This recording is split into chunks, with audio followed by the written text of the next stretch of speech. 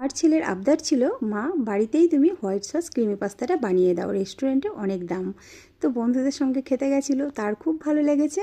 আর এটা বাড়িতেও আমি আগে বানিয়েছি, তো তার আবদার ছিল মা বাড়িতেই তুমি বানিয়ে দাও, আর এটার কালার যেন একদম হোয়াইট থাকে। তো আমি চেষ্টা করেছি তার মতো করে বানানোর। তাহলে চলো রেসিপিটা আজ তোমাদের সঙ্গে শেয়ার করি। তো দেখো, প্রথমেই আমি একটা পাত্রে জল ফুটতে বসিয়ে দিয়েছি, আর তার মধ্যে অল্প একটু নুনও দিয়েছি। এবারে পাস্তাটা দিয়ে দিলাম। পাস্তাটা আমি একেবারে গলিয়ে নেব না, ওই 90% মতো সেদ্ধ করে নেব। আর এদিকে দেখো, সবজি কেটে নিয়েছি, রসুনটাও কুচিয়ে নিয়েছি। এবারে কড়াইয়ে একটুখানি সাদা তেল দিয়েছি, দিয়ে সবজিগুলো ভেজে নেব।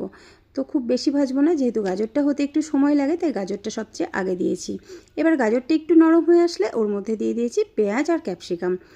আর আমি কিছু দিইনি সবজি, এটুকুই। তো এবারে এটাকে একটুখানি নেড়ে চেড়ে ভেজে নেব, খুব বেশি ভাজবো না, আগেই বলেছি। তো দিয়ে দিলাম স্বাদ মতন একটু নুন।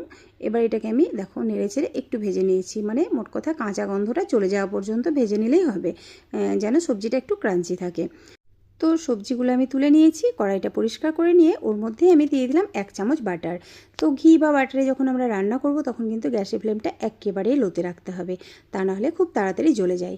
তো এবারে ওর মধ্যে আমি রসুন কুচিটা দিয়ে দিয়েছি। রসুনটাও আমি খুব হালকা করেই ভেজে নেব। তো রসুনটা ভাজা হতে থাক, ততক্ষণে দেখো আমার পাস্তাটা কিন্তু সেদ্ধ হয়ে গেছে। তো পাস্তাটা আমি তুলে জল ঝরতে রেখে দিলাম একটা পাত্রে।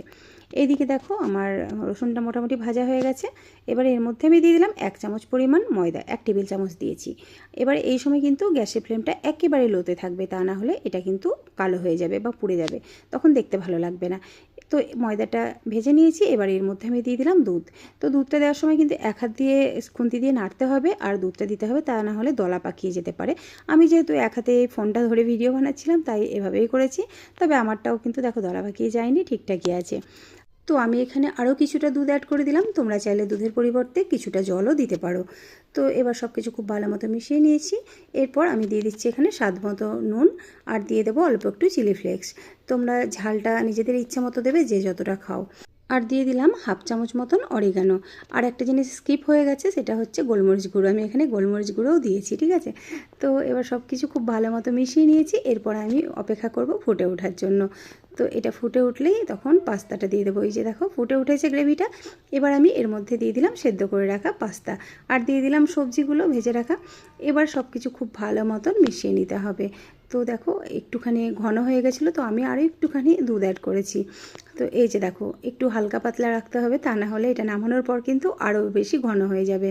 তো এই সব কিছু নেড়ে একটুখানি ফুটিয়ে নিয়েই আমি গ্যাসটা বন্ধ করে দিয়েছি। এই যে দেখো এরকম রাখতে হবে, তাহলে নামানোর পরেও কিন্তু খুব বেশি জমে যাবে না। তো এই যে দেখো আমার পাস্তা কিন্তু একেবারে রেডি হয়ে গেছে।